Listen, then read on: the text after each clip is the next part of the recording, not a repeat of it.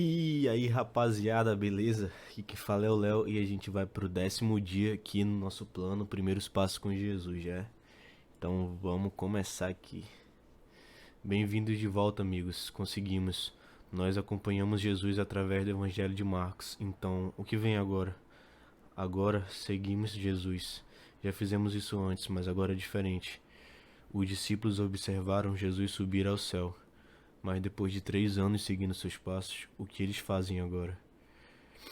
Portanto, vão a todos os povos do mundo e façam com que sejam meus seguidores. O livro de Atos conta histórias surpreendentes de como eles alcançaram o mundo ao seu redor com o Evangelho. Eu gostaria de poder dizer que tudo tem sido ótimo desde então, mas não tem sido. A igreja cristã tem feito um bem enorme ao mundo, mas também temos causado muitos danos. E isso começou lá atrás. Corrupção, cobiça, hipocrisia já estão em cena há muito tempo. Mas também houve coisas boas, compaixão, esperança e graça. Então, se vamos fazer isso, vamos fazer da forma certa. Vamos viver o Evangelho. Mas como vivê-lo? Eu poderia dizer, para de fazer coisas ruins e comece a fazer o bem. Mas isso seria começar de fora para dentro. É uma receita para a hipocrisia. Jesus nos muda de dentro para fora. Como isso funciona? Vamos à Bíblia descobrir. Depois do livro de Atos, a Bíblia tem uma série de cartas pessoais escritas pelos apóstolos, com instruções sobre como seguir Jesus hoje. Maus ensinamentos se infiltraram na igreja desde o seu início, então as cartas foram escritas para ajudar os crentes a distinguir a verdade das mentiras e vivê-la. Então, é para lá que vamos, para Colossos. Foi escrita pelo apóstolo Paulo aos cristãos em Colossos. Eles eram novos convertidos, então isso é perfeito para nós. Encontraremos 3 elementos essenciais para fazermos certo: a graça, o Espírito Santo e o conhecimento de Jesus. A carta começa com uma saudação amigável de Paulo. Eu amo o quão pessoal essas cartas são, e quase toda a carta começa com graça. Era uma saudação comum, mas também é uma verdade fundamental. A graça é um presente. Não merecemos, não a conquistamos. Deus simplesmente nos ama porque nos ama. Graça. E viver a nossa fé começa com a compreensão da graça. Aqui em Colossos, Paulo começa agradecendo a Deus pelo trabalho incrível que ele está realizando na vida desses novos cristãos, sua fé, seu amor e sua esperança. Ouviram falar a respeito da graça de Deus e conheceram de verdade.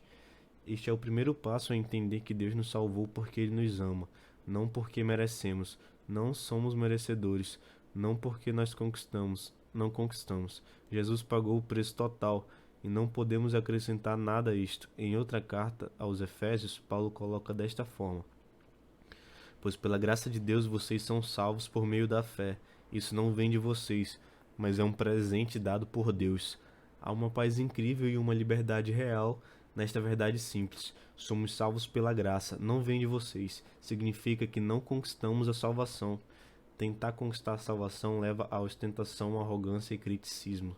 Assim como os hipócritas, compreender a graça traz humildade. Ainda fazemos boas obras, mas as fazemos com a mesma graça que Deus nos deu. Paulo chama isso de dar fruto, a consequência natural da mudança interior. Como essa mudança acontece e de onde vem o entendimento? Paulo diz que o novo amor entre os crentes é o amor em espírito. E ele ora para Deus: encha vocês com conhecimento da sua vontade e com toda a sabedoria e compreensão que o Espírito de Deus dá. Esta é a nossa próxima chave, o Espírito Santo. O Espírito é Deus, a terceira parte do Pai, Filho e Espírito Santo. O Espírito trabalha dentro de nós, nos dá amor e compaixão, ajuda-nos a convicção e força para resistir ao mal e nos guia com conhecimento e sabedoria para a vida. É por meio do Espírito que vivemos o Evangelho. Resultado, o versículo 10 é: viver como o Senhor quer e fazer sempre o que agrada a Ele. Essa é a chave. Não conquistando seu amor, mas vivendo dignos do incrível amor que Ele já nos mostrou. A graça tira o foco das nossas obras e coloca o foco na dignidade dele, em conhecer a Deus cada vez mais. Afinal, seguir Jesus é isto, conhecê-lo. Lembre-se, ame a Deus e ame os outros. Isso nos leva ao nosso terceiro elemento essencial, a graça, o Espírito e conhecer Jesus. O capítulo termina com um poderoso lembrete de quem é Jesus. Vou encerrar isso, mas incentivo você a ler Colossenses 1 e dedicar um tempo a meditar nisso. Conhecer o Filho de Deus no versículo 15. Ele, o primeiro filho, é a revelação visível do Deus invisível.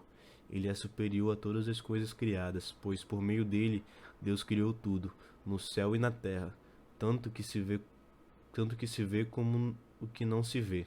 Inclusive, todos os poderes espirituais, as forças, os governos e as autoridades por meio dele e para ele. Deus criou todo o universo. Vimos que tentar mudar de fora para dentro é uma receita para a hipocrisia. Por que você acha que é assim? Porque nem tudo que vem as coisas que vêm de fora, elas podem estar corrompidas, rapaziada, e isso pode acabar prejudicando o que tá dentro da gente. E se a gente parar pra pensar, Deus é algo que tá dentro de cada um de nós, entendeu? A gente, quando a gente entende quem a gente acaba entendendo também quem ele é. E eu acho que é isso, cara. Em tentar mudar de fora pra dentro não é algo que seja tipo saudável, entendeu? O negócio é a gente mudar primeiro de dentro e depois mudar o que tá fora. Foi dito que trabalhar pela salvação nos leva à culpa ou à arrogância, enquanto a graça de Deus nos leva à paz e à humildade. Você acha que isso é verdade? Mano, trabalhar pela salvação. Salvação, será que ele tá falando em relação à salvação de vida ou salvação do espírito? Enquanto a graça de Deus nos leva à paz e à humildade. Rapaziada, eu acho que trabalhar pela graça de Deus realmente nos leva à paz e à humildade. E trabalhar pela salvação,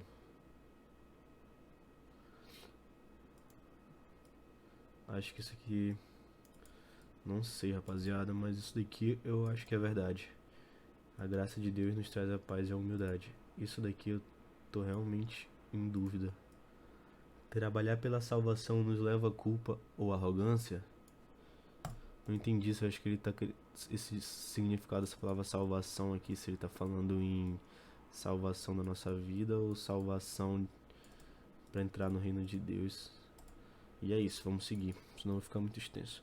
Nos chama a viver como o Senhor e quer fazer sempre o que agrada a Ele. Como é viver assim?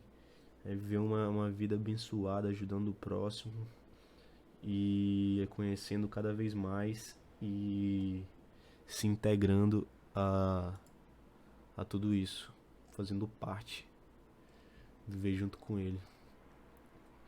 Vamos lá para a segunda parte. Pedir para vocês deixarem um like, se inscrever, porque é isso, rapaziada. Eu preciso de seguidores aqui para o nosso amigo Jesus. Então bora. Paulo, escolhido por Deus para ser apóstolo de Cristo Jesus, e o irmão Timóteo, aos santos e fiéis irmãos em Cristo da cidade de Colossos, que a graça e paz de nosso Pai, do Senhor Jesus Cristo esteja com vocês. Todas as vezes que oramos por vocês, sempre damos graças a Deus, o Pai de nosso Senhor Jesus Cristo, pois temos ouvido a falar que a fé de vocês tem em Cristo Jesus e do amor para com o seu povo, e que vocês estão aguardando com ansiedade as alegrias do céu. E tem estado sempre assim desde que o Evangelho foi anunciado a primeira vez. O mesmo Evangelho que chegou até vocês está frutificando pelo mundo todo e transformando vidas em toda parte, tal como mudou a de vocês, desde o dia que ouviram e compreenderam a graça e conheceram a verdade. Epáfras, nosso muito amado companheiro de trabalho, foi quem lhes levou esse evangelho. Ele é um servo de Jesus Cristo e está aqui em lugar de vocês para nos ajudar. Foi ele quem nos contou acerca do grande amor que vocês têm no Espírito. Assim, desde então ouvimos falar a respeito de vocês. Não deixamos de orar por vocês e pedir a Deus que nos ajude a compreender o que Ele deseja que vocês façam e que tornem sábios nas coisas espirituais, a fim de que a maneira que vocês viverem sempre agrade ao Senhor e o glorifique, para que vocês sempre façam pelos outros coisas boas e agradáveis, crescendo no conhecimento de Deus. Estamos orando também para que vocês sejam cheios da sua gloriosa e poderosa força, de tal maneira que possam continuar avançando com perseverança, paciência e com alegria, e sejam sempre agradecidos ao Pai, que nos fez dignos de participar de todas as coisas maravilhosas que pertencem àqueles que vivem no reino da luz, porque ele nos resgatou das trevas e nos trouxe para o reino do seu Filho amado, que comprou a nossa liberdade com seu sangue e perdoou todos os nossos pecados. Ele é a semelhança perfeita do Deus invisível. Ele já existia antes de Deus criar qualquer coisa, pois nele foram criadas todas as coisas no céu e da terra, as coisas que podemos ver, as que não podemos, o mundo espiritual com seus tronos e reinos, seus governantes e suas autoridades. Todas as coisas foram criadas por ele e para ele. Ele existia antes que tudo o mais começasse, e o seu poder que sustém todas as coisas. Ele é a cabeça do corpo, que é a igreja. Ele é o princípio e o primeiro levantado entre os mortos, de modo que ele é o primeiro em tudo, porque Deus queria que a plenitude estivesse em seu Filho. Foi por meio do seu Filho que Deus reconciliou consigo todas as coisas, no céu e na terra, pois a morte de Cristo na cruz trouxe para todos a paz com Deus através de seu sangue. Pesado.